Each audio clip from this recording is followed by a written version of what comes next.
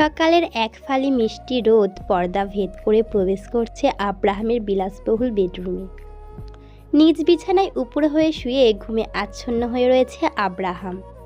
গায়ে জড়ানো কম্বলটা কোমর অবধি টেনে দেওয়া, গভীর ঘুমে বিভোর সে। বোঝাই যাচ্ছে প্রতি সকালের মতো আজও 10টার আগে বিছানা ছাড়বে না সে। নিজের আরামের ঘুম সম্পূর্ণ করতে ব্যস্ত, কিন্তু তার আরামের ঘুম ব্যাঘাত ঘটল তখন যখন কারো কান্নার শব্দ কানে আসতে লাগলো। ঘুমের মধ্যেই কপাল কুঁচকে এলো আব্রাহামের। বিরক্তি নিয়ে পিটপিট করে অনেক কষ্টে চোখ মেলল, কান খাড়া করে বোঝার চেষ্টা চালালো শব্দের উৎস কোথা থেকে আসছে। বুঝলো নিচ থেকে বেশ শোরগোল শোনা যাচ্ছে। সকাল সকাল এত চিল্লাচিল্লি কিসের? নিজের আরামের ঘুমের ইতি টেনে উঠে বসলো আব্রাহাম। গায়ে জড়ানো কম্বলটাকে এক ঝটকায় সরিয়ে দিয়ে উঠে দাঁড়ালো। তারপর চটজলদি নিজের রুম হতে বেরিয়ে এলো। সিঁড়ি দিয়ে নিচে নামতেই চোখ গেল সোফার উপর বসে থাকা কান্নারত রহিমার দিকে। তার পাশেই বসে রয়েছে নিশাত, যে রহিমাকে শান্ত করার চেষ্টায় আছে।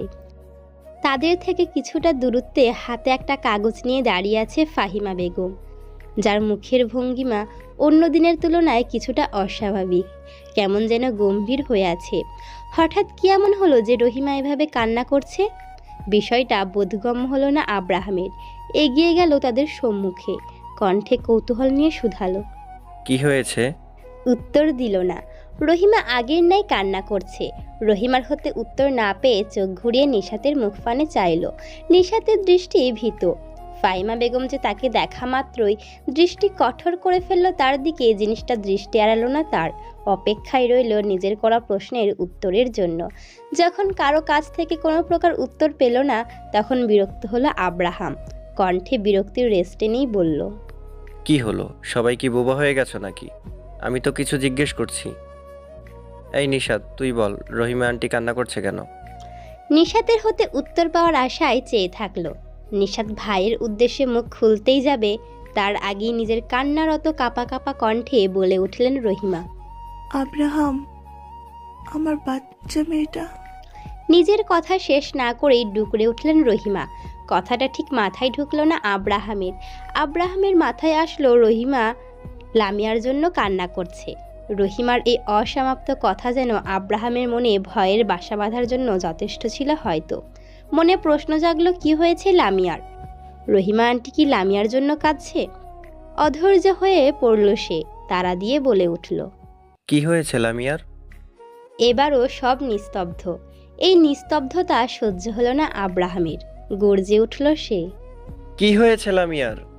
লামিয়া এ বাড়ি ছেড়ে চলে গেছে আব্রাহাম। ফাহিমা বেগমের মুখ দিয়ে বের হওয়া বাক্যটি যেন এসিডের মতো প্রভাব ফেলল আব্রাহামের উপর। কানে শুধু একটা কথাই বাড়ি খাচ্ছে, লামিয়া এ বাড়ি ছেড়ে চলে গেছে। তড়িৎ বেগে ঘাড় ঘুরিয়ে ফাহিমা বেগমের দিকে তাকালো, যার কঠোর দৃষ্টি আব্রাহামের উপরই নিবদ্ধ। ভালো করে লক্ষ্য করে দেখল ফাহিমা বেগমের হাতের কাগজটির উপর গুটি গুটি অক্ষরে কিছু লেখা। 1 সেকেন্ড সময় অপচয় করলো কাগজটা কিসের বোঝার জন্য। তারপর থাবা দিয়ে ছিনিয়ে নিল কাগজটা।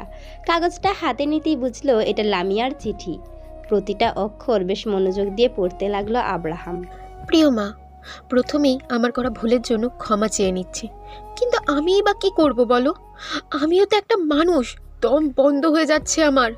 রোজ রোজ নতুন নতুন কাণ্ড, ভুল না থাকা সত্ত্বেও শাস্তি পাচ্ছি। দিন দিন এত সুন্দর রাজপ্রাসাদের মতো বাড়িটা যেন কারাগার তৈরি হয়ে যাচ্ছে আমার জন্য। বাড়ির বাইরে বের হতে পারি না, কলেজে যেতে পারি না, নিজের পছন্দ মতো পোশাকও পরা বন্ধ হয়ে গেছে। আর গতকালের পর থেকে তো মনে হয় আমার ঘর থেকে বেরার হওয়াই বন্ধ হয়ে যাবে। সব সময় নতুন নতুন ঝামেলা হয় আমাকে নিয়ে।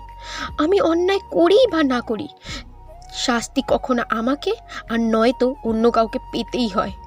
পরিস্থিতি এমন হয়ে যাচ্ছে, মনে হচ্ছে যেন কিছুদিন পর আমি হাসলেও শাস্তি পেতে হবে। আমি আর পারছি না মা, এত নিয়ম কানুন মেনে চলতে অতিষ্ঠ হয়ে পড়েছি। আমি খাঁচায় বন্দি পাখি হয়ে থাকতে চাই না, মুক্ত আকাশে উড়তে চাই, স্বাধীনতা চাই, প্রাণ খুলে হাসতে চাই। তাই চলে যাচ্ছি এ বাড়ি থেকে। পারলে ক্ষমা করে দিও তোমাকে না জানিয়ে চলে যাওয়ার জন্য।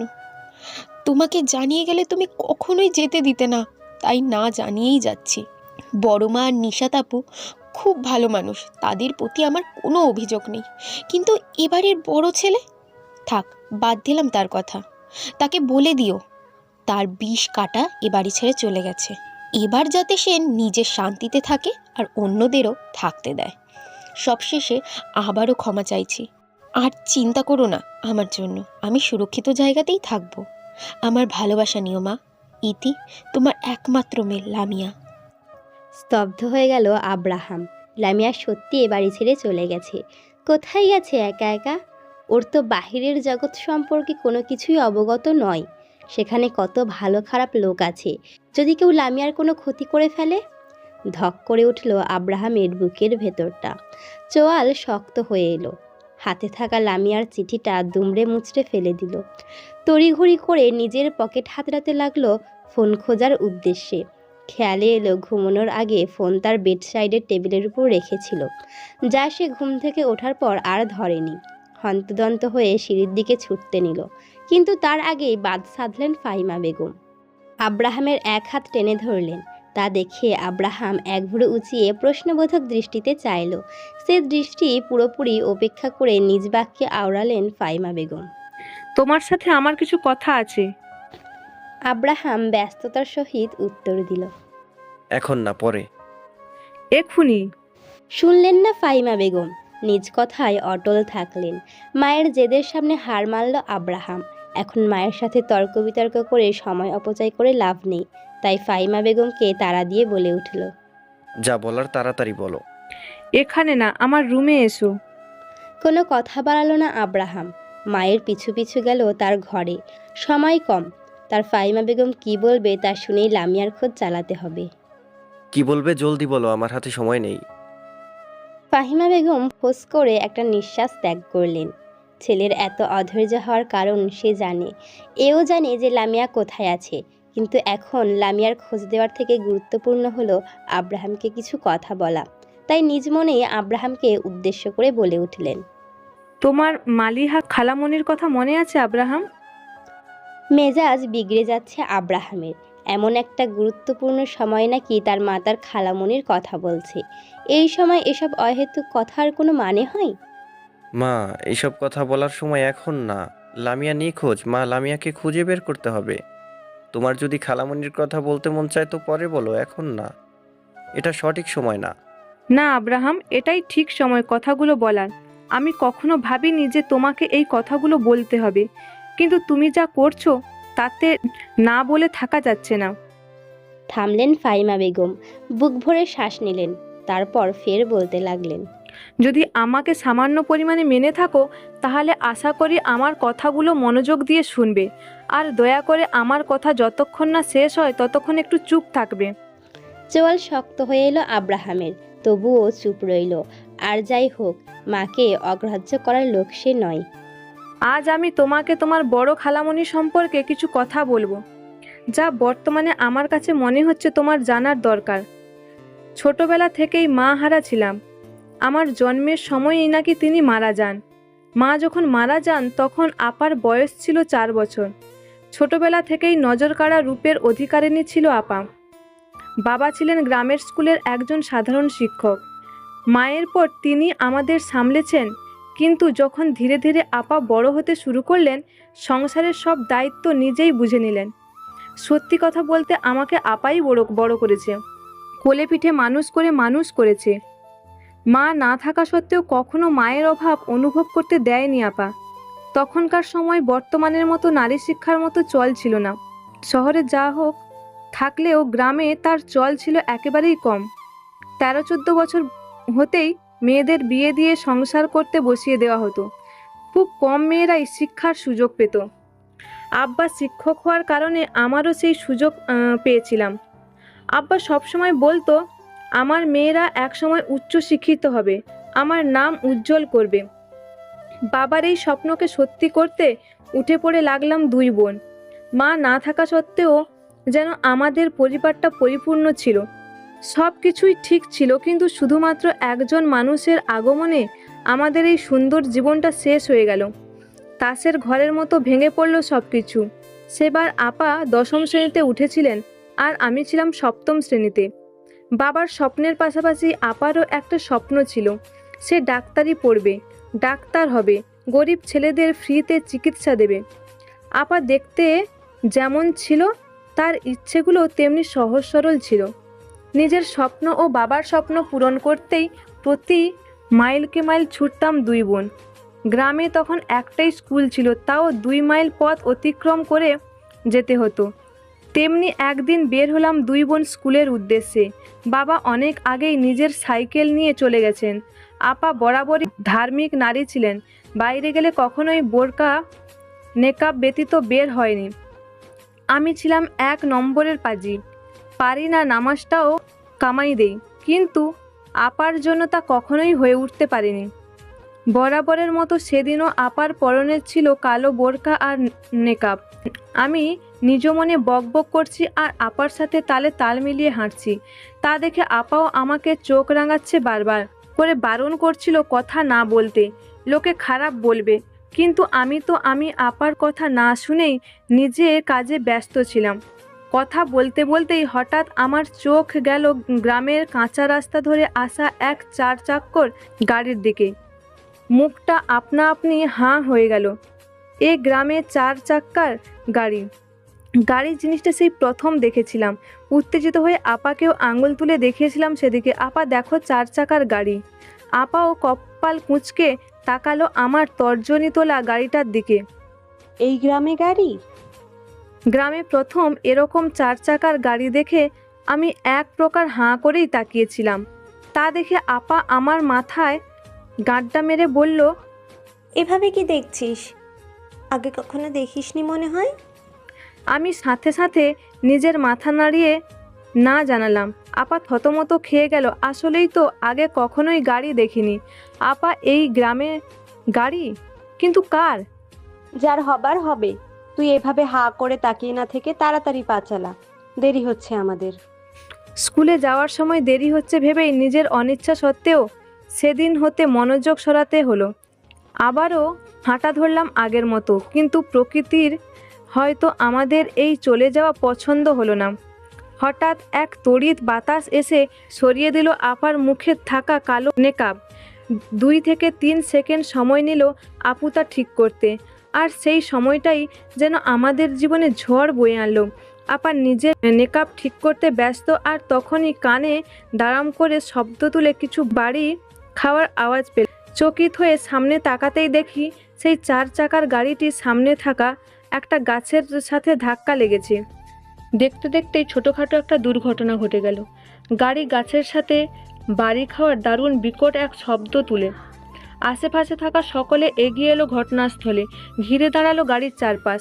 ঘটনাটা এতই দ্রুত ঘটেছে যে আমি আর আপা দুজনেই হতভম্ব হয়ে তাকিয়ে রইলাম। সকলে সেদিকে গেলাম না আমরা 2 বোন ঠায় দাঁড়িয়ে রইলাম। এত ভিড়ের মধ্যে তো আবার ভালো মন্দ সুযোগ সন্ধানী লোকের অভাব নেই, তাই সেদিকে আর না যাওয়াই উত্তম।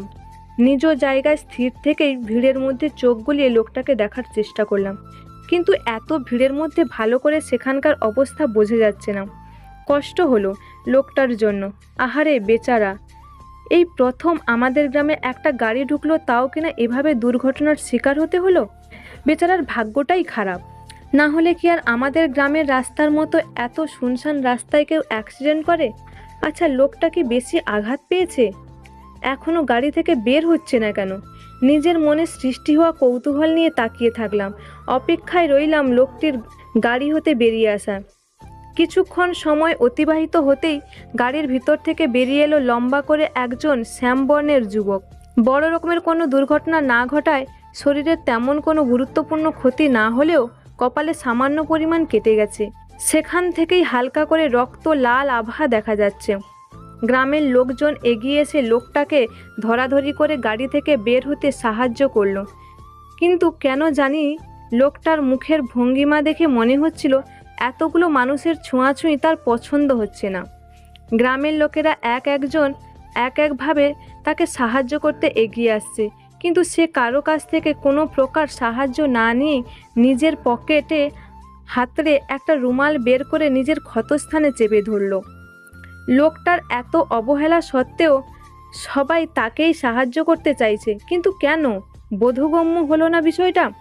যে গ্রামের লোকগুলো নিজের খেয়ে অন্যের বদনাম করে বেড়ায়, এমনকি কারো বিপদ দেখলে সাহায্য করা তো দূরের কথা, না পারে তাকে আরো বিপদে ফেলতে, আজ তারাই নাকি এই লোকটাকে ভিন্নভাবে সাহায্য করার চেষ্টা করছে। অবাক লাগলো বেশ। ভাবতে লাগলাম গ্রামের লোকেদের মধ্যে হঠাৎ এ পরিবর্তনের কারণ কি হতে পারে।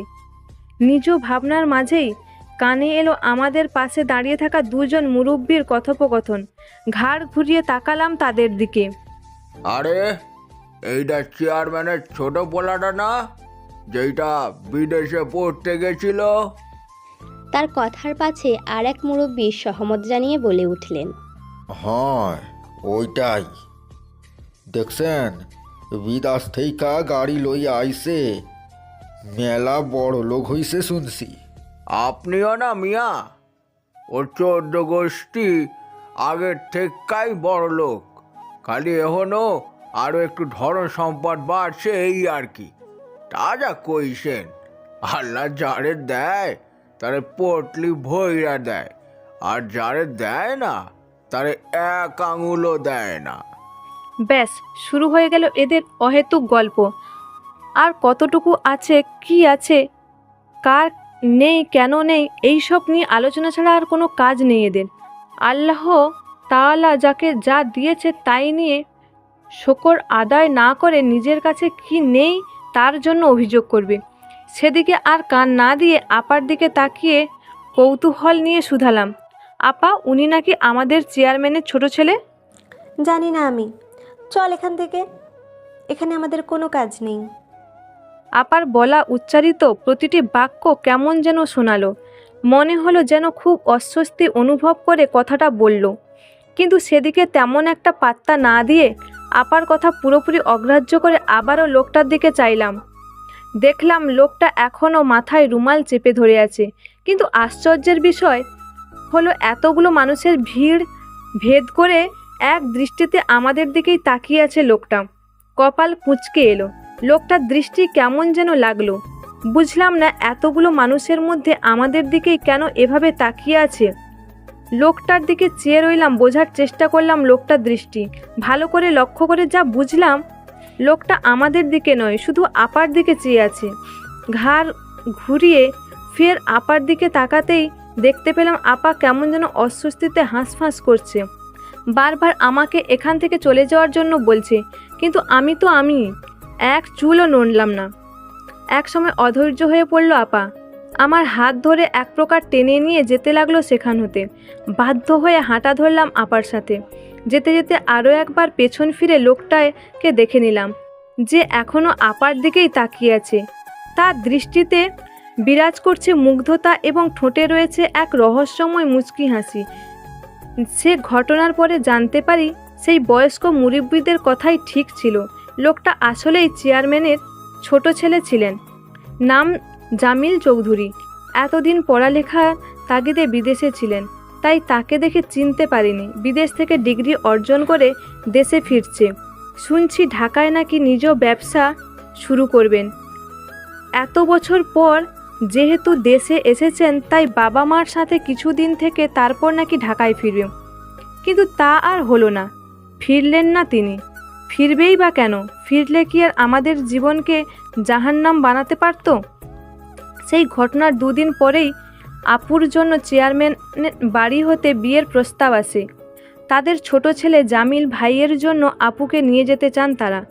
কিন্তু আব্বা তার মেয়েকে এত তাড়াতাড়ি বিয়ে দেবেন না, যার দরুন প্রতিবারের মতো এবারও প্রস্তাবে না করে দেন। ফিরিয়ে দিলেন বড় বাড়ির প্রস্তাব। আর সেটাই হয়তো প্রথম ধাপ ছিল আপার জীবনটা নষ্ট হওয়ার। যেদিন বাবা তাদের প্রস্তাব ফিরিয়ে দেন, সেই দিনই সন্ধ্যায় আমাদের বাড়ি হাজির হলেন জামিল ভাই। আব্বা তখন বসার ঘরে খাটের উপর বসে আমাকে পড়াচ্ছেন। বেশ কিছুদিন ধরেই ঠান্ডা লেগেছে আব্বার। বর্তমান আবহাওয়াটা খুব একটা ভালো না, প্রায় মানুষই অসুস্থ হয়ে পড়ছে। আব্বার ঠান্ডা জ্বর বাঁধলেই আপা নিয়ম করে সন্ধ্যায় মশলা দিয়ে কড়া করে চা বানিয়ে দেন। আর তাতেই যেন আব্বা দ্রুত সুস্থ হয়ে ওঠেন। আজও তার ব্যতিক্রম হয়নি। বর্তমানে রান্নাঘরে আব্বার জন্য চা বানাতে ব্যস্ত আপা। সবাই নিজ নিজ কাজে ব্যস্ত। ঠিক তখনই কোথা থেকে যেন আগমন ঘটে জামিল ভাইয়ের।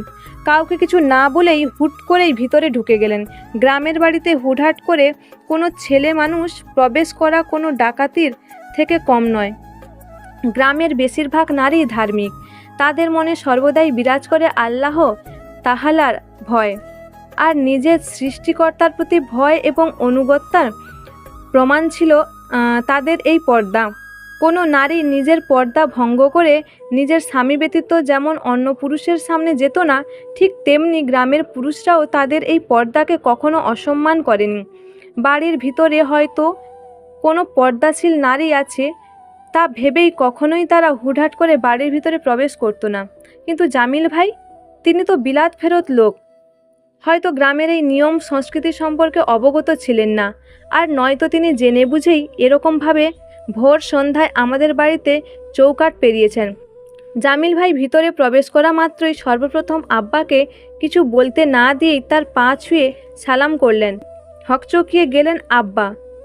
চেনা নেই জানা নেই হঠাৎ করেই এক অপরিচিত ছেলে এই ভর সন্ধ্যায় হুট করে তার অনুমতি ছাড়া ঘরে ঢুকে তাকে সালাম করছে। কে এই ছেলে? আব্বা শিক্ষক মানুষ, তার সামনে কোনো প্রকার নিয়ম ভঙ্গ করা তার আব্বারই অপছন্দনীয়। আর সেখানে এই লোক অনুমতি না নিয়ে বাড়ির ভিতরে ঢুকে গেল। আব্বাকে সালাম করা শেষ হতেই ঘাড় ঘুরিয়ে আশেপাশে কিছু খুঁজতে লাগলো জামিল ভাই। তারপর যাওয়ার মতো করে এগিয়ে গিয়ে একটা বেতের চেয়ার টেনে আব্বার বরাবর বসলেন। আব্বা হয়তো চিনতে পারেননি জামিল ভাইকে, তাই নিজের মনের কৌতূহল সহিত গম্ভীর কণ্ঠে বলে উঠলেন, কে তুমি? আর এইভাবে হুট করে অনুমতি ছাড়া বাড়ির ভেতরে ঢোকা কোন ধরনের অসভ্যতামি? আব্বার কথার পাছে জামিল ভাই ভুবন ভুলানো একটা হাসি দিয়ে বললেন, আরে শ্বশুর আব্বা, এটা আপনার স্কুল না, বাসা। আর আমি কোনো অসভ্য না, আপনার মেয়ের হবু জামাই। এখানেও কি শিক্ষকগিরি করলে চলে বলুন? আব্বার আর বুঝতে বাকি রইল না লোকটা কে হতে পারে। আমাকে নিজের বই খাতা গুছিয়ে ভিতরে যেতে বললেন। আমিও আব্বার বাধ্য মেয়ের মতো উঠে এলাম সেখান থেকে। আব্বা কি মনে করে যেন আবারও পিছু ডাকলেন। শোনো, তোমার আপাকে বলবে এখানে যাতে না আসি, আমি এখন আর চা খাবো না। আব্বার কথায় ঘাটটা হালকা এলিয়ে চলে এলাম ভিতরে। এই লোক হঠাৎ এখানে কি করছে? বেশ আগ্রহ জাগলো জানার জন্য। তাই আর কোনো কিছু না ভেবে হাতে বই খাতা নিয়ে আড়ি পাতলাম তাদের কথা শোনার উদ্দেশ্যে। এখানে কেন এসেছো? বাবার গম্ভীর কণ্ঠের পাশে আবারও হাসলেন জামিল ভাই। তারপর হঠাৎ পরিবর্তিত হয়ে নিজের হাসি মুখটা গম্ভীর করে ফেললেন। তা আপনি ভালো করেই জানেন আমি এখানে কেন এসেছি। ঘুরিয়ে পেঁচিয়ে না বলে ঝেড়ে কাশো। জামিল ভাইও এবার আব্বার কথা শুনে কোনো প্রকার ভনিতা না করে বলতে লাগলেন, আমার আপনার একটা জিনিস বেশ পছন্দ হয়েছে।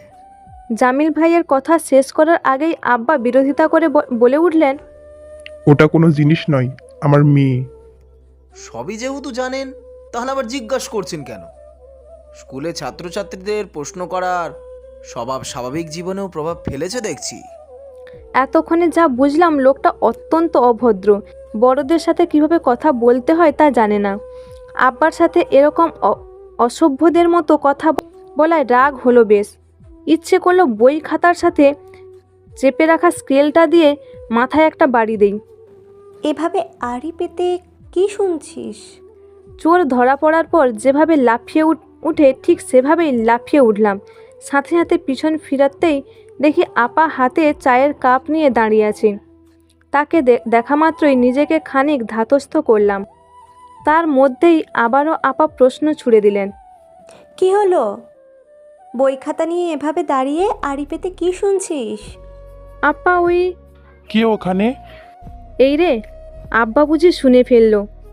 এখন কি হবে? আব্বা যদি কোনোভাবে জানতে পারে যে আমি আড়ি পেতে তাদের কথা শুনছিলাম, তাহলে নির্ঘাত কান ধরে এক পায়ে দাঁড় করিয়ে রাখা থেকে কেউ আটকাতে পারবে না। কিন্তু না, আমার আর কিছুই বলতে হয়নি, তার আগেই আপা মুখ খুলল। আব্বা, আমি তোমার চা নিয়ে এসেছিলাম। আমি এখন চা খাবো না, নিয়ে যাও তুমি।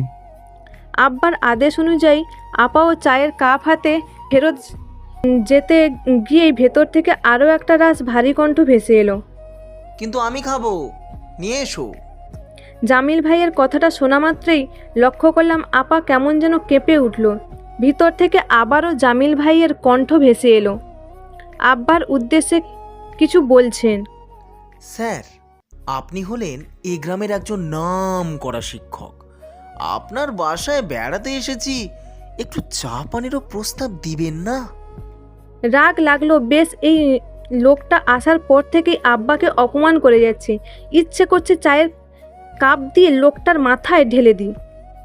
আমার বিষয়টা রাগ লাগলেও আপার বুঝি সম্মানে লাগছে।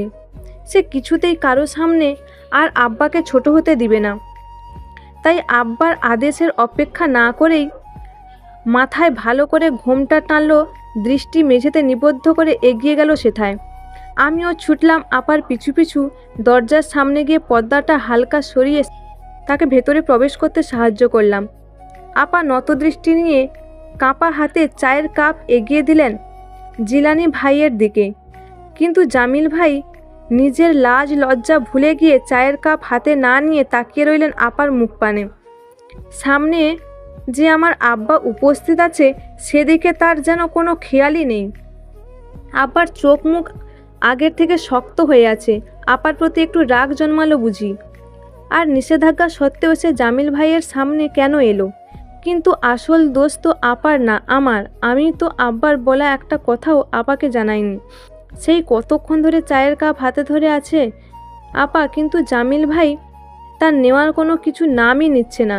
আব্বা এবার কিছুটা রাগান্বিত স্বরে বলে উঠলেন, মালিহা, জামিল মনে হয় চা খাবে না, তুমি চায়ের কাপ নিয়ে ভেতরে যাও। আপুকে মনোযোগ দিয়ে দেখার ব্যাঘাত ঘটল বুঝি। চোখ মুখ কুঁচকে বিরক্তিতে সশব্দ উচ্চারণ করে পড়লেন জামিল ভাই। তারপর আব্বাকে উদ্দেশ্য করে বলে উঠলেন, অতিথি আপ্যায়নে অধৈর্য হলে কি চলেই বলুন? আর অতিথি যদি হয় আপনাদের কাছের মানুষ, তাহলে তো তার বেলায় একদমই অবহেলা করা চলে না স্যার। আপনি হলেন শিক্ষক মানুষ, আপনি যদি এরকম করেন তাহলে গ্রামের বাকি লোকেরা কি করবে? কথাটা শেষ করেই আবারও আপার নুইয়ে রাখা মুখের দিকে তাকালো, হাত বাড়িয়ে চায়ের কাপটা নিয়ে নিল। আপা জামিল ভাইয়ের হাতে চায়ের কাপ ধরিয়ে দিই তৎক্ষণাৎ ওই রুম থেকে প্রস্থান করতে উদ্যত হলো। আপা চলে যাচ্ছে, কিন্তু তখনও জামিল ভাইয়ের দৃষ্টি আপার থেকে নড়ল না। ততক্ষণ তাকিয়ে রইল যতক্ষণ আপার অবয়ব তার দৃষ্টি হতে পুরোপুরি আড়াল হচ্ছিল। আপা চলে যেতেই জামিল ভাই চরম আবেশে চায়ের কাপে চুমুক দিল। তারপর মুগ্ধতার সহিত আব্বাকে বলল, মাশাল্লাহ, যেমন আপনার মেয়ে ঠিক তেমনি তার বানানোই চা। শুনেছিলাম বিদেশে শিক্ষিত হতে গিয়েছিলে, কিন্তু এখন তো দেখছি অসভ্য হয়ে ফিরেছো। আব্বার অপমানকৃত কথা গায়ে মাখলেন না জামিল ভাই, উল্টো জেদি কণ্ঠে বললেন, বিদেশ থেকে সভ্য মানুষ হয়েই ফিরেছিলাম, কিন্তু আপনারা অসভ্য হতে বাধ্য করছেন। থামলেন একটু, তারপর হাতের কাপটা এক সাইডে রেখে কণ্ঠে অত্যন্ত গাম্ভীর্যতা নিয়ে বললেন, অনেক হয়েছে, এবার মূল কথায় আসা যাক। আপনার সাথে এখানে কোনো তর্ক বিতর্কে জড়াতে আসিনি আমি। আপনার বড় মালিহাকে বিয়ে করতে চাই। আপনাকে সসম্মানে প্রস্তাব পাঠানো হয়েছিল, কিন্তু আপনি তাতে রাজি হননি। তাই এখন আর আপনার থেকে কোনো প্রকার অনুমতি চাইছি না। আগামী মাসের 12 তারিখ মালিহা আর আমার বিয়ের আয়োজন করা হবে। এখন মেয়েকে নিজ ইচ্ছায় আমার হাতে তুলে দেবেন নাকি অনিচ্ছায় তুলে দেবেন, সেটা সম্পূর্ণ আপনার ব্যাপার। ক্ষমতার প্রতিপত্তির যে কতটা মূল্য সেদিনের পর থেকেই বুঝতে শিখলাম। জামিল ভাইয়ের এত অর্থ সম্পদের কাছে আব্বার এতদিনের আয় করা সম্মান কোনো কাজেই দিল না।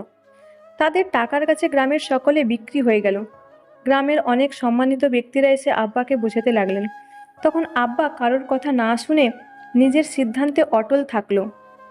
তখন শুরু হলো চাপ সৃষ্টি করা। বাসায় প্রতিদিনই নতুন নতুনভাবে সৃষ্টি হতে লাগলো ঝামেলা। রোজ রোজ লোকেদের বাসায় এসে সে ঝামেলা করা দেখতে দেখতে অভ্যস্ত হয়ে গেলাম। বুঝতে পারলাম আব্বার কষ্ট হচ্ছে এই ঝামেলা সামাল দিতে, সহ্য করতে। কিন্তু আব্বার থেকেও যাকে সব থেকে বেশি সহ্য করতে হতো সে হলো আপা। গ্রামের লোকেরা আব্বার জীবন অতিষ্ঠ করতে আর জামিল ভাই। সেই দিন সন্ধ্যার পর থেকেই যেন আপার স্বাধীনতা শেষ হয়ে গেল। কোনো সম্পর্ক ছাড়াই আপার উপর জোর খাটানো শুরু করলো। আপার বাহিরে বের হওয়া বন্ধ করে দিল। তার লেখাপড়ার ইতি টেনে দিয়ে নিজের মতো করে চলতে বাধ্য করতে লাগলো। আব্বা বাধা দিতে আসলে তার শিক্ষাগত জীবনে অর্জিত সব সম্মান ধুলোয় মিশিয়ে দিতে লাগলো। আব্বার শরীরও সেই দিন দিন অসুস্থ হয়ে পড়েছিল। চেয়ারম্যানদের অত্যাচার আর গ্রামের লোকেদের চাপ তার শরীর ও মস্তিষ্ক দুটোই নিতে পারছিল না। বুঝলো যে কখনোই এদের সামনে টিকে থাকতে পারবে না। একদিন না একদিন এদের কাছে আব্বাকে মাথা নত করতেই হবে। আর যাই হোক, সে তার মেয়ের হাত এমন কারো হাতে তুলে দেবে না যে তাকে বিয়ের আগেই নিজের কাছে বন্দিনী বানিয়ে রাখতে চায়। জামিল ভাইয়ের হাতে আপাকে তুলে দেওয়া মানে স্থায়ীভাবে বন্দী হওয়া। যে লোক বিয়ের আগেই আপার জীবনের সব সিদ্ধান্ত নিয়ে উঠতে লাগছিল, সে বিয়ের পর আপাকে পুরোপুরিভাবে নিজের নিয়ন্ত্রণে আনার চেষ্টা করবে না, তার কি গ্যারেন্টি? আব্বা আপার ভবিষ্যতের কথা চিন্তা করে সিদ্ধান্ত নিল আপাকে আর এখানে রাখবে না, ঢাকায় ফুপুর কাছে পাঠিয়ে দেবে। আব্বা আরও একটা সিদ্ধান্ত নিল, ঢাকায় গিয়ে ভালো পাত্র দেখে যত শীঘ্রই সম্ভব আপার বিয়ে দিয়ে দেবে। আব্বা জানে জামিল ভাই আপার পিছু এত সহজে ছাড়বে না, আপাকে ঠিক খুঁজে বের করবে। তাই যত দ্রুত সম্ভব আপাকে বিয়ে দিতে হবে, তাহলেই আপাকে এই লোকের হাত থেকে বাঁচাতে পারবে। তার আগে তাকে সুরক্ষিতভাবে ঢাকায় পাঠাতে হবে। যেই ভাবা সেই কাজই করলো আব্বা। জামিল ভাইয়ের সাথে বিয়ে হওয়ার দুদিন আগে আপাকে ফুফুর বাড়ি পাঠানোর ব্যবস্থা করলো। দিনের বেলা ঢাকার উদ্দেশ্যে বের হলে জামিল ভাইয়ের কানে ঠিক এ খবর পৌঁছাবে। তাই রাতেই বাসের টিকিট কাটা হলো। আপাকে পালিয়ে যেতে সর্বোচ্চ ব্যবস্থা করলো আব্বা। গ্রামের সকলের চোখ ফাঁকি দিয়ে আপাকে বাসে উঠিয়ে দিলেন। আমার এখনো মনে আছে আপা সেদিন বাস স্ট্যান্ডে যাওয়ার আগে আমাকে জড়িয়ে ধরে বলা প্রতিটা কথা। আব্বার খেয়াল রাখিস, এই কদিন চিন্তায় চিন্তায় কেমন অসুস্থ হয়ে পড়েছে। আব্বা ওষুধগুলো সময় মতো দিবি। আব্বা যাতে নিজের বেলায় একদম না অবহেলা করে। আর আব্বার কথা শুনবি, তাকে একদমই জ্বালাবি না। ঠিক মতো খাবার খাবি, পড়ালেখা করবি, নামাজ যাতে কামাই না যায়। আমি যদি ঢাকায় বসে শুনি যে তোর এক ওয়াক্ত নামাজ কামাই গেছে, তাহলে বেতের মার একটাও নিচে পড়বে না। আপার কথা শুনে আমি মেকি হেসে বলেছিলাম, এমনভাবে বলছে যেন তুমি সারা জীবনের জন্য চলে যাচ্ছ। কোনো উত্তর দিল না আপা। তার মুখটা কেমন যেন মলিন লাগলো। হয়তো আমাদের একা রেখে যেতে হচ্ছে বলে এমন দেখাচ্ছে। ঘরের সকল নিয়মকানুন বুঝিয়ে দিল। আব্বার ওষুধগুলো দেখিয়ে দিতেও ভুলল না। যাওয়ার আগে আরও একবার জড়িয়ে ধরে কপালে খুব যত্ন করে চুমু খেলো। কেন যেন সেদিন আপার শরীর থেকে বেশ মা মা গন্ধ পাচ্ছিলাম। ছাড়তেই ইচ্ছে করছিল না, লেপ্টে থাকতে ইচ্ছে করলো। চোখ থেকে দু এক ফোঁটা পানিও গড়িয়ে পড়ল। এক প্রকার না চাইতেই সেদিন আপাকে বিদায় জানাতে হলো। আপাকে বাসে উঠিয়ে রাত 11টার দিকে বাড়ি ফিরলেন আব্বা। এখন একটু নিশ্চিন্ত লাগছে তাকে দেখতে। হয়তো আপাকে সুরক্ষিত জায়গায় পাঠাতে পারার এত দিনের চিন্তাটা একটু কমেছে। ভোরবেলায় আপার কথা মোতাবিক ফজরের নামাজ পড়তে উঠেছিল। নামাজ পড়া শেষ করে কোরআন শরীফ নিয়ে বসেছিলাম। কেন জানি না সেদিন খুব কোরআন পড়তে ইচ্ছে করলো। আপা হয়তো সেই দৃষ্টি দেখে অবাকের সপ্তম পর্বে উঠে যেত। যে আমাকে ফজরের নামাজ পড়তে ওঠানোর জন্য আপা প্রতি সকালে গলা ফাটিয়ে ডেকে তুলতো, আজ সেই আমি নাকি সময় মতো নামাজ ও কোরআন শরীফ দুটোই পড়ছি। সেদিন যেন কোরআন শরীফ ছেড়ে উঠতেই ইচ্ছে করছিল না, কিন্তু আব্বা নামাজ পড়ে এসে চা খাবেন ভেবে কোরআন শরীফ ছেড়ে উঠতে হয়েছে। রান্নাঘরে যাওয়ার আগে কি মনে করে যেন আব্বাকে দেখার জন্য তার ঘরে গেলাম, কিন্তু পেলাম না। আব্বা এখনো মসজিদ থেকে আসেনি। অবাক হলাম, আব্বার তো এতক্ষণে চলে আসার কথা। নিজের ভাবনার মাঝেই উঠোনের দিকে গেলাম। আজকের সূর্যোদয়টা কেমন অদ্ভুত লাগলো। সময় বাড়ছে, কিন্তু এখনো মনে হচ্ছে রাতের আঁধারে ছেয়ে আছে চারিদিক। বাড়ির পরিবেশটাও বেশ শান্ত। কেন যেন কোথাও একটা কমতি লাগছে। হয়তো আপা নেই তাই। আপার কথা মাথায় আসতেই মনটা খারাপ হয়ে গেল। এখন এখানে থাকতো তাহলে নিশ্চিত এখন সকালের নাস্তা প্রস্তুত করতে ব্যস্ত থাকতো। আপার কথা মনে করতেই কেমন কান্না কান্না পাচ্ছে। আর কিছু ভাবলাম না, ঘরে ঢুকে একবার ভাবলাম আব্বার জন্য চা বানিয়ে রাখি, কিন্তু আব্বা আস্তে আস্তে যদি আরও দেরি হয়, তাই আর করলাম না। সকাল পেরিয়ে বেলা হয়ে যাচ্ছে, কিন্তু এখনও আব্বা বাসায় ফেরার নামই নিচ্ছে না। কিছুটা ভয় কাজ করতে লাগলো। আপাকে অন্যথায় পাঠিয়ে দেওয়ার বিষয়টি জামিল ভাই জেনে গিয়ে আব্বার কোনো ক্ষতি করেনি তো? সময় বের হওয়ার সাথে সাথে ভয়টাও তীব্র থেকে তীব্রতর আকার ধারণ করতে লাগলো। বাসার ঘরের সামনে দাঁড়িয়ে আব্বার অপেক্ষা করছিলাম, ঠিক তখনই পাশের বাসার চাচি হন্তদন্ত হয়ে ঘরে ঢুকলেন। হাঁপাতে হাঁপাতে বলতে লাগলেন, ভাই মা, তোর আবার নামাজ পড়তে গিয়া মসজিদে নাকি জ্ঞান হারাইছে। মাইনসেরা ধরাধরি কইরা পাশের গ্রামের হাসপাতালে লইয়া গেছে। এখন নাকি ওই হাসপাতালেই আছে। তোর চাচা মাত্র কইল আমারে, তোরা দুই বইন চিন্তা করিস না, তোর আবাই ঠিক হইয়া যাইব গা। ওনার এক নিঃশ্বাসে বলা কথাগুলো বোধগম্য হলো না। শুধু একটা কথাই বুঝলাম, তা হলো আব্বা অসুস্থ। মাথাটা কেমন যেন ভন ভন করে উঠল। আপা যেতে না যেতেই আব্বা অসুস্থ হয়ে পড়ল। তাহলে কি আমি আপার বলা কথা রাখতে পারলাম না? আমি ব্যর্থ হয়ে গেলাম? তোর আভাই কই হারে, দেখতাছি না যে। পারলাম না আর নিজেকে ধরে রাখতে। হু হু করে কেঁদে উঠলাম। নিজেকে যে এখন বড্ড অসহায় লাগছে। আপা নেই, আব্বা অসুস্থ, কিভাবে সব সামলাবো? দুপুর গড়িয়ে বিকেল হয়ে গেল, কিন্তু এখনও আব্বা এলো না। কিন্তু আশ্চর্যের বিষয় হলো, আশেপাশের অনেক মানুষই উপস্থিত হলেন আমাদের বাড়ি। হঠাৎ এত মানুষ একসাথে আসায় কিছুটা অবাক হলাম। আচ্ছা, আপার পালিয়ে যাওয়ার কথা জেনে গিয়ে সকলে ভিড় করেনি তো এখানে? হতেও পারে, এদের তো আর খেয়ে দিয়ে কাজ নেই। এখন আপার বিষয়টা 5 গ্রামে না ছড়ালে তো আর এদের পেটের ভাত হজম হবে না। কিন্তু এখন এদের দিকে মনোযোগ দেওয়ার ইচ্ছে বা মানসিকতা কোনোটাই নেই। আব্বার অপেক্ষায় আছি। সেই সময় আব্বার অসুস্থতার কথা শুনে একটু ভেঙে পড়লেও এখন আর ভেঙে পড়ব না। আপা নেই, আব্বার খেয়াল এখন আমাকেই রাখতে হবে, শক্ত হতে হবে। দৃষ্টি সদর দরজার দিকে রেখেই তাকিয়ে রইলাম আব্বার অপেক্ষায়। বেশ কিছুক্ষণ পরে অবশেষে আমার অপেক্ষার অবসান ঘটিয়ে আব্বা এলেন। কিন্তু আজ আর প্রতিদিনের মতো পায়ে হেঁটে সদর দরজা অতিক্রম করলেন না। ভ্যানে করে এলেন শোয়া অবস্থায়। হয়তো এখনও জ্ঞান ফেরেনি। আব্বার ভ্যান ঢোকার পরপরই আরও একটা ভ্যান এলো। দুটো ভ্যান ওই নিয়ে উঠোনের সামনে থামানো হলো। সাথে সাথে ঘরের ভিতর অবস্থিত সকলে একসাথে কান্না করে উঠল। ভ্যাবাচ্যাকা খেয়ে গেলাম, সকলে এভাবে মরা কান্না জুড়ে দিল কেন? আব্বা অসুস্থ তাই কি এরা কাঁদছে, নাকি অন্য কিছু? অধৈর্য হয়ে ছুটে গেলাম ভ্যানটার সামনে। কাঁপা হাতে আব্বাকে ছুঁয়ে দিলাম। অনুভব করলাম আব্বার শরীরের তাপমাত্রা স্বাভাবিকের তুলনায় অতিরিক্ত কম। আমার ছোট্ট মস্তিষ্ক আব্বার নিথর দেহ দেখে বুঝে গেল আব্বা ফিরেছে ঠিকই, কিন্তু জীবিত নয়, মৃত। মস্তিষ্ক শূন্য শূন্য লাগছে। আমি সত্যি ব্যর্থ হয়ে গেলাম। আপাকে দেওয়ার কথা আর রাখতে পারলাম না। আব্বার মুখটা কেন নিষ্পাপ বাচ্চার থেকে কম লাগছে। কাঁপা কাঁপা হাতে তার গাল ছুঁয়ে দিলাম। বুঝতে পারলাম সে মৃত, তবুও একবার তাকে অস্ফুট স্বরে ডেকে উঠলাম, আব্বা, আব্বা, ওঠো না, কি হয়েছে তোমার? ও আব্বা, ওঠো। কোনো উত্তর এলো না আব্বার হাতে, আর কখনো হয়তো আসবেও না।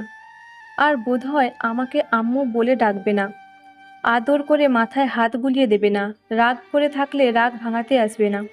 চোখে পানি টলমল করছে, তবুও তা পড়ছে কেন বুঝলাম না।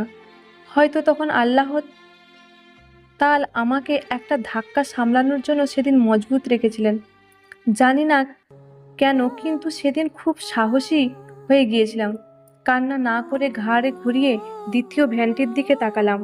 সেথায়ও কেউ রয়েছে, কিন্তু তার পরনে সাদা কাপড়ও, মুখটাও ঢাকা। এগিয়ে গেলাম সেদিকে, সরিয়ে দিলাম মুখ থেকে কাপড়টা। দৃশ্যমান হলো আপার মায়াভরা ঘুমন্ত মুখটা, বাজেভাবে থেতলে রয়েছে। তারপর আর কিছুই মনে নেই আমার। নিজের একমাত্র সম্বলদের হারানো মস্তিষ্ক সহ্য করতে পারেনি, সাথে সাথে জ্ঞান হারিয়ে ফেলি। একদিন পর জ্ঞান এসেছিল আমার। সজ্ঞান আসতেই নিজেকে ফুফির কোলে আবিষ্কার করি। ততক্ষণ তাদের জানাজা পড়ানো শেষ হয়ে গিয়েছিল। শেষ দেখা বলতে ওই জ্ঞান হারানোর সময়ই তাদের দেখেছিলাম। এর কিছুদিন পর আপা আর আব্বার মৃত্যুর পিছনে আসল ঘটনা জানতে পারি। আপা যে বাসে করে ঢাকায় যাচ্ছিল তা নাকি 2 গ্রাম বের হতেই দুর্ঘটনার শিকার হয়। ড্রাইভার সহ মোট 8 জন নিহত হয়েছিল, আর সেই 8 জনের মধ্যে একজন ছিল আপা। আব্বা সকালবেলা মসজিদ গিয়ে আপার দুর্ঘটনার কথা জানতে পারে। নিজের শারীরিক ও মানসিক অসুস্থতার মধ্যে এ খবর পাওয়ায় তার মস্তিষ্ক আর এত চাপ নিতে পারেনি। সেই মুহূর্তেই ব্রেন স্ট্রোক করে সেখানেই মৃত্যুবরণ করেন, যাকে গ্রামের মূর্খ লোকেরা অজ্ঞান বলে আমাকে জানিয়েছিলেন। নিজের বাবা বোনকে হারিয়ে নিঃস্ব হয়ে পড়ি, সম্পূর্ণভাবে এতিম হয়ে গেলাম। তারপর ফুপি ঢাকায় নিয়ে আসেন। এরপর সব কিছু তো তোমার জানাই। থামলেন ফাহিমা বেগম। নিজের চোখ হতে 2 ফোঁটা অশ্রুকণা মুছে আব্রাহামের মুখপানে চাইলেন। আব্রাহামের দৃষ্টি শান্ত হয়ে রয়েছে। হয়তোবা ভাবছে তার মা ছোটবেলা থেকে কত কি সহ্য করেছে। আব্রাহাম শুধু জানতো তার খালামণি মারা গিয়েছিলেন, কিন্তু কিভাবে মারা গিয়েছিলেন তা আজ জানলো। ফাহিমা বেগম ফের বলতে লাগলেন, সবার মতে এটা কাকতালীয়ভাবে ঘটেছে, কিন্তু আমি বলবো এটা কোনো কাকতালীয় ঘটনা না। এটা একটা খুন ছিল, যা করেছিল ওই জামিল নামের লোকটা। তিনি যদি আপার জীবনকে এভাবে নিয়ন্ত্রণ করতে না চাইতো তাহলে হয়তো সেদিন আপাকে ওভাবে পালাতে হতো না, আর না হতো অ্যাক্সিডেন্ট, আর আব্বাও হয়তো বেঁচে থাকতো। আমার কঠোর মস্তিষ্কের আব্বা, যাকে আমি প্রতিটা কঠিন থেকে কঠিনতম সময় শক্ত হয়ে থাকতে দেখেছি, সেই কিনা হঠাৎ ব্রেন স্ট্রোক করলেন। একটা মানুষের জেদ, অন্যের জীবন নিয়ন্ত্রণ করার ইচ্ছে আমাদের পুরো পরিবারটাকে শেষ করে দিল। ফাহিমা বেগমের কণ্ঠ গম্ভীর শোনাচ্ছে। সে এবার আব্রাহামের চোখে চোখ রেখে বলে উঠলেন, তোমাকে আমি এ কথাগুলো কেন বলছি জানো? কারণ সেই 38 বছর পূর্বে ঘটে যাওয়া ঘটনার আবারও পুনরায় আবৃত্ত হচ্ছে, আর তা করছো তুমি নিজে। বর্তমানে আমি লামিয়ার মধ্যে আপার প্রতিচ্ছবি দেখছি, আর তোমার মধ্যে জামিল ভাইকে। আপাকে যেভাবে আব্বা জামিল ভাই হতে সুরক্ষিত রাখতো, ঠিক সেভাবেই এখন লামিয়াকে সুরক্ষিত রাখতে হচ্ছে। তুমি দিন দিন মেয়েটাকে যেভাবে নিয়ন্ত্রণ করতে চাইছো, তাতে আমি এখন লামিয়াকে তোমার হাতে তুলে দিতে ভয় পাচ্ছি। ফাহিমা বেগমের বলা প্রতিটি কথাই যুক্তিসঙ্গত। আসলেই তো এত বছর ধরে সে লামিয়ার উপর জোর খাটিয়ে এসেছে। ওকে নিয়ন্ত্রণ করতে গিয়ে লামিয়ার মনে তার জন্য ভয়ের সৃষ্টি করেছে। তাহলে কি সেও জামিল নামের লোকটার মতো? খালামনির জীবনটা যেমন ওই লোকটার জন্য ধ্বংস হয়েছিল, তাহলে কি লামিয়ার জীবনটাও সে নিজ হাতে ধ্বংস করে দিচ্ছে? আব্রাহাম চিন্তিত লামিয়ার জন্য। খালামনিও তো পালাতে চেয়েছিল ওই জামিল নামের লোকটার হতে, আর সেই সময়ই তার অ্যাক্সিডেন্ট হয়েছিল। লামিয়ারও যদি কিছু না আর কিছু ভাবতে পারছে না সে। পুরো মাথাটা হ্যাং হয়ে যাচ্ছে। লামিয়াকে ফিরিয়ে আনতে হবে। দরকার হলে সে নিজেকে মায়ের কথা মাফিক বদলে ফেলবে। লামিয়ার উপর আর কোনো জোর জুলুম সে করবে না। পুরোপুরি পরিবর্তন করে ফেলবে নিজেকে। কিন্তু তার আগে তাকে লামিয়াকে সুরক্ষিতভাবে এ বাড়ি ফিরিয়ে আনতে হবে। ফাহিমা বেগম তাকিয়ে রইলেন আব্রাহামের দিকে। আব্রাহামের হাবভাব দেখে হয়তো ছেলের ভেতরের অস্থিরতা বুঝতে পারলেন। তাই আব্রাহামকে সান্ত্বনা দিয়ে বলে উঠলেন, চিন্তা করো না, লামিয়া ওর মামার বাড়ি আছে। ওই একটা জায়গা ছাড়া যে ওর আর কোথাও যেতে পারবে না তা আমি ভালো করেই জানি। তাই খোঁজ নিয়ে দেখেছি, সুরক্ষিতভাবেই ওখানে পৌঁছেছে। যদি নিজেকে বদলানোর বিন্দুমাত্র ইচ্ছে থাকে তাহলে বলবো মেয়েটা কিছুদিন ওখানে থাক। এই এক বাড়ি থাকতে থাকতে সে নিজেও বিরক্ত হয়ে গেছে। এখন ওর একটু অন্য পরিবেশে থাকা দরকার। তাই বলছি থাক, ওখানে 2 দিন পরে গিয়ে নিয়ে এসো না হয়। আর যদি নিজেকে পরিবর্তন করার কোনো ইচ্ছে না থাকে তাহলে যাও, গিয়ে প্রতিবারের মতো এবারও ট্রেনে হিঁচড়ে ওকে এবারে নিয়ে এসো। ফাহিমা বেগমের কথা শেষ হতেই আব্রাহাম ওই রুম থেকে চুপচাপ বেরিয়ে এলো। আব্রাহাম এভাবে চুপচাপ বেরিয়ে আসায় ফাহিমা বেগম ভাবলেন আব্রাহাম হয়তো লামিয়াকে আনতে যাবে। সে হয়তো ছেলেকে বোঝাতে ব্যর্থ হয়েছে। কিন্তু না, ফাহিমা বেগমের ভাবনাকে ভুল প্রমাণিত করে আব্রাহাম বাহিরের দিকে না গিয়ে নিজের ঘরের দিকে পা বাড়ালো। ফাহিমা বেগম একটা দীর্ঘশ্বাস ত্যাগ করলেন। অবশেষে হয়তো তার ছেলেকে বোঝাতে পারলেন। এখন যদি আব্রাহাম একটু বদলায়, তার দৃঢ় বিশ্বাস সে নিজের জন্য না হলেও লামিয়ার জন্য নিজেকে ঠিকই বদলাবে। যে বছর লামিয়ার বাবার ক্যান্সার ধরা পড়ে সে বছরই তিনি ইন্তেকাল করেন। বাসার একমাত্র কর্তাকে হারিয়ে পথে নামার জোগাড় হলো লামিয়া ও তার মা। যেমন ছিল টাকার অভাব, ঠিক তেমনই থাকার অভাবও হতে লাগলো। আমিন হোসেনের স্বল্প মাইনে দিয়ে যে ছোট্ট ঘরটা ভাড়া করে গাদাগাদি করে তারা তিনজন থাকতো, সেই ঘরটাই এখন ছেড়ে দেওয়ার জন্য চাপ সৃষ্টি করতে লাগলেন বাড়ির মালিক। এত এত আত্মীয়তা থাকলেও কেউ এগিয়ে এলো না। নিজের 10 বছরের মেয়েকে নিয়ে অসহায় হয়ে পড়েছিলেন রহিমা। ঠিক তখনই ফেরেশতাদের মতো তাদের পাশে দাঁড়িয়েছিলেন ফাহিমা বেগম। তাদেরকে ঠাঁই দেন নিজ বাসায়। সেদিন লামিয়া যেই তালাবদ্ধ ঘরটা দেখেছিল সেখানেই তাদের আশ্রয় দেওয়া হয়। কিছুটা ফ্ল্যাটের মতো ঘরটা, যেখানে ছিল 2টো রুম, বাথরুম, রান্নাঘর ও একটা ছোট্ট ড্রয়িং রুম। তাদের আগের বাসার তুলনায় এটা তাদের কাছে প্রাসাদের মতো ছিল। শুধু কি থাকার জায়গা দিয়েছে?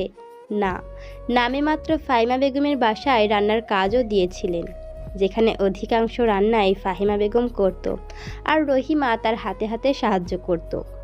ধীরে ধীরে লামিয়ার চঞ্চলতাও ফিরে আসলো, যা বাবার মৃত্যুর পর দমে গিয়েছিল। ফাহিমা বেগমের ইচ্ছায় লামিয়াকে নিশাতের স্কুলে ভর্তি করানো হয়। নিশাতের সাথেও বেশ ভাব জমেছে। প্রতিদিন একসাথে স্কুলে যাওয়া আসা করে, সবসময় একসাথেই থাকে। কখনো নিশাতের কাছে কোনো আবদার করতেও বাধ্য না লামিয়ার। নিজের যা পছন্দ হতো তা ঠাস করে নিশাতকে বলে দিত, আর নিশাতও তা খুশি মনে পূরণ করত। নিশাতের কাছে লামিয়া ছিল নিজের আপন বোনের মতো। নিজের ছোট বোনের মতো করে যত্ন নিত লামিয়ার।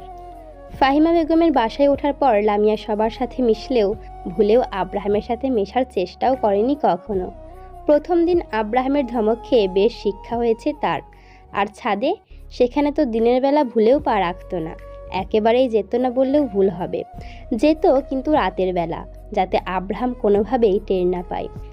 সামনে পড়বে না বলেও মাঝে মাঝে সামনে পড়লে আব্রাহাম ধমকানো ছাড়া আর কিছুই করেনি। আব্রাহাম তো এমনিতেই তার সাথে তেমন একটা কথা বলতো না। তারপরও যাও একটু আধটু বলতো, তা এই ধমকানোর কাতারেই পড়ে। তাই লামিয়াও আর ঘটা করে ওই লোকের ধমক খেতে তার সামনে যেত না। আব্রাহাম বাসায় না থাকলে লামিয়া সারাদিনই ওই বাসায় থাকতো।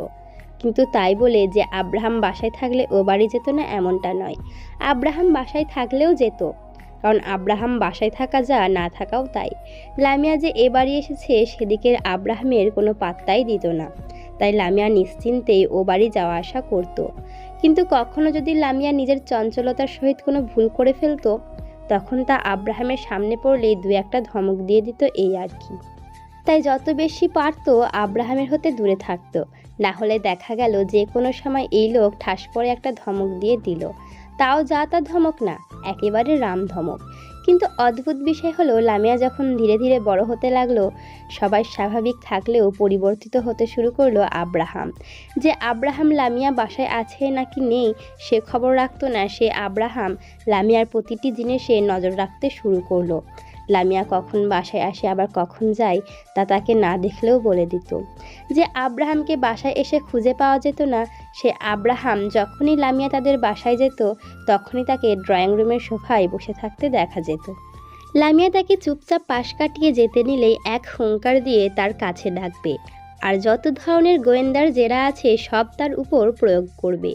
মাঝে মাঝে তো কিছু অহেতুক প্রশ্নও করত, এই যেমন, এই কাল তুই ঘুমের মধ্যে নাকি বিড়বিড় করছিলি, তা কি বলছিলি ঘুমের মধ্যে? কাকে স্বপ্নে দেখে বিড়বিড় করছিলি?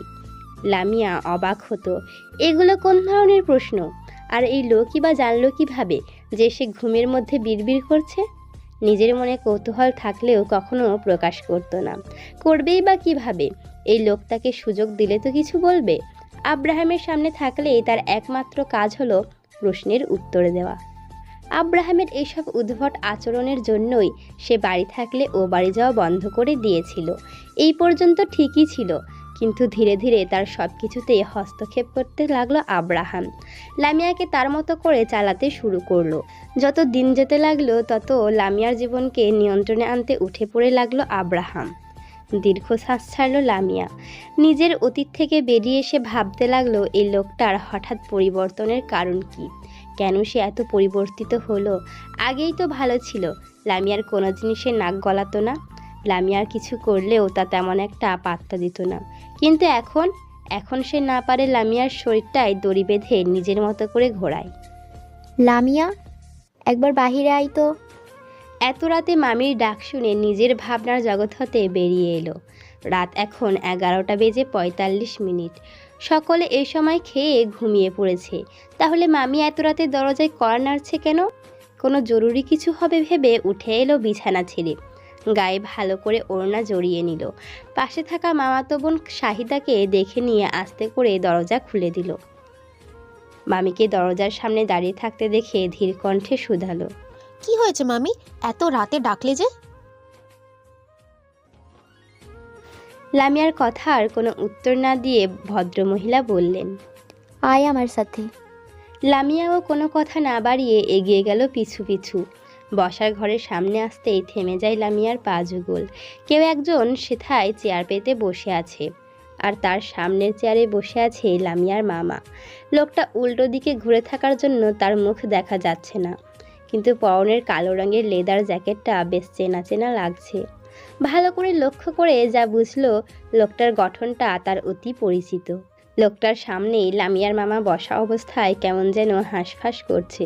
লামিয়াকে দেখা মাত্রই যেন মরুর বুকে জল পেয়েছে এমনভাবে অস্থির হয়ে বলে উঠলেন, ওই তো লামিয়া এসে পড়েছে। লামিয়ার মামার কথা কর্ণগোচর হতেই লোকটা তড়িৎ গতিতে ঘাড় ঘুরিয়ে পেছন দিকে তাকালো। সাথে সাথে একজোড়া লাল রাঙা চোখের সাথে দৃষ্টি মিলল লামিয়ার। অতি পরিচিত মুখ সামনে দৃশ্যমান হতেই বার কয়েক ঢোক গিলে নিল। এবার বুঝি শেষ। অনেক কষ্টে অস্ফুট স্বরে বলল, আব্রাহাম ভাই। হ্যালো বন্ধুরা, পরবর্তী পার্ট খুব তাড়াতাড়ি আসবে, তো সবাই অপেক্ষায় থাকো। আর চ্যানেলটিকে যারা এখনো সাবস্ক্রাইব করোনি তারা পরবর্তী পার্ট দেখার জন্য চ্যানেলটিকে সাবস্ক্রাইব করে রেখো। ধন্যবাদ সবাইকে, আমাদের সাথেই থাকবেন।